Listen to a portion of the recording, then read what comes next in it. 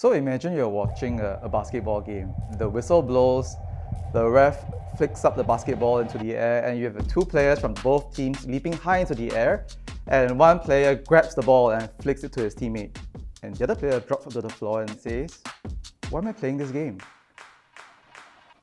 Many people, when they first come to me in coaching, they will ask, how do I level up and play a bigger game in life? Hit that revenue target, get that business goal. And many times, it seems like a futile struggle, a fruitless endeavor, because it's always that question appearing again and again. I start to realize that there's actually a bigger question behind that question, or a more important one.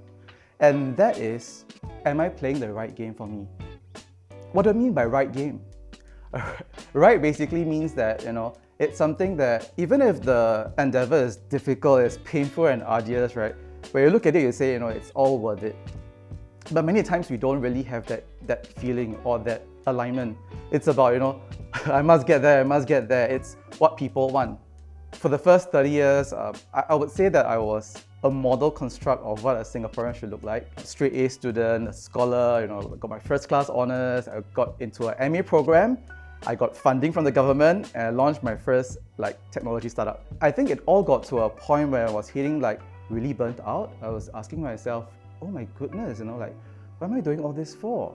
I got really into a low state for a couple of years back in 2010, 2012. And that's when I spoke to somebody, a coach. And he got me to reflect, is this what I really want? And then it hit me. The dream of me building the business was actually me supporting the dream of my co-founder. So when I asked myself at that point in time, so what is it that I want? And it took me a while, but it came to a point where I could distill it down to it being me being able to work with a group of people who were very supportive, who were open, who were able to celebrate, and fall with me and support me without any judgment. And with that, I think I found the game that truly was for me. So the bigger question would be, how do I do that? I would match it to that of you being an observer in a basketball match. So imagine your match is ongoing, everybody who's in the game is busy playing, they are immersed totally in the game. And that's where you take the remote and you press pause. And once you pause, all that flurry of activity just comes to a standstill. So the power of pressing that pause button, it's that it gives you the ability to really take in all that is going on while it's at a standstill. There are three things that I'll look at. The first is me, the player. Do I want to be in this game? If I do, how do I score? How do I score that point? Two, if I'll take a look around, who are the players that are around me? Are these the teammates that I really feel safe to work with? Do I feel supported? And thirdly, beyond the court, take a look into the audience, the group of people out there that could represent your community, your culture. Is the audience an audience that can support you to help you to thrive?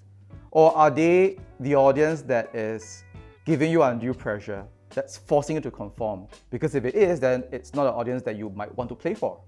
So it's to really just reflect on all of this, and with that, make the judgments to say, hey, I'm going to make this change, and let's see how this works out.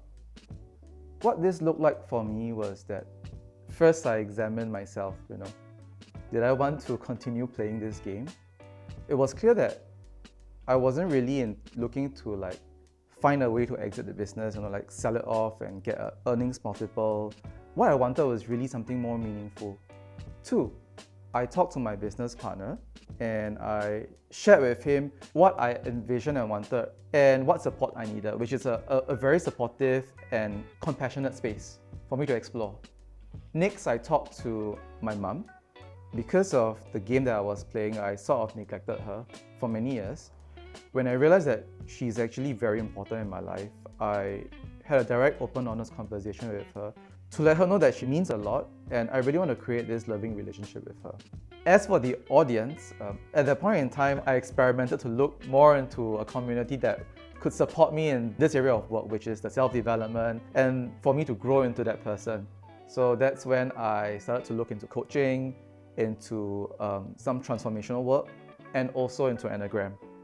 And that opened up a whole new community for me. One that was supportive, one that was very open, and one that was very giving. If I were to really look at it, I appreciate my growth. I appreciate my courage that I took to come to this path. There used to be a lot of shame and guilt involved as I pivoted out from what was traditionally deemed to be a normal path to this esoteric path, But because of that, now I think that I'm able to step into a beingness of joy, of compassion, of self-love, and more importantly, of impact. And the impact that I'm saying is not really like impacting the millions of dollars, but rather it's that each person that I come into contact with or each cohort that I teach, right, it's getting to see this whole game. Like, are you playing the game that you're meant to play? Because no one should be walking the path of playing a game that they're not meant to play. So this is really, really important for me. And I think that if I could do this life is worth it.